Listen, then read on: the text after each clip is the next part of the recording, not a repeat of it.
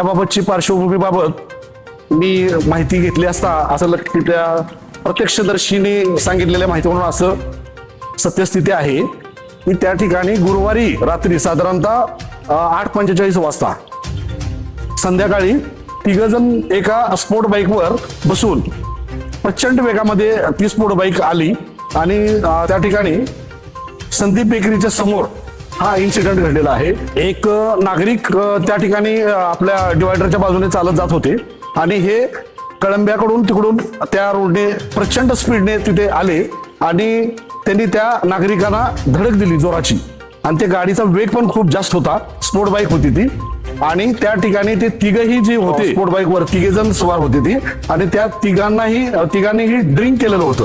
त्याच्यामुळे ही drunk and drive अशा प्रकारची घटना आहे. यामध्ये कुठलाही महापालिकेचा याचा दोष नाही आहे. तर ड्रंक अँड ड्राईव्हची केस असल्यामुळे त्या ठिकाणी त्या दुर्दैवी ही घटना घडलेली आहे. त्या नागरिकाचा अंत झालेला आहे. याबद्दल आम्हाला पण म्हणजे दुर्दैवी घटना घडल्याबद्दल याबद्दल आम्हालाही संवेदना आहे आणि खरोखरच ही अशी घटना घडायला नको आहे.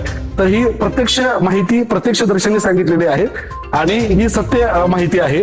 त्यामुळे सोशल मीडियावरून या बाबतीत महानगरपालिकेच्या बाबतीत जे चुकीची माहिती प्रसारित होत आहे त्या अनुषंगाने मी हा खुलासा करत आहे.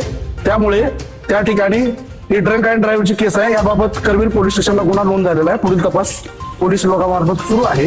त्यामुळे ही सत्य माहिती आहे आणि कोल्हापूर महानगरपालिका याबाबत संवेदनशील असून रस्त्यावरील आता सद्यस्थितीत पाऊस असल्यामुळे रस्त्यावरील खड्ड्याबाबत नियोजन करण्यात आलेलं आहे आणि खडी आणि बुरमाने सध्या पॅचवर्क करून घेऊन खड्डे मुजवण्याबाबतची कार्यवाही करण्यात येत आहे. याबाबत माननीय आयुक्त साहेबांनी पण सक्त आदेश दिलेले आहेत.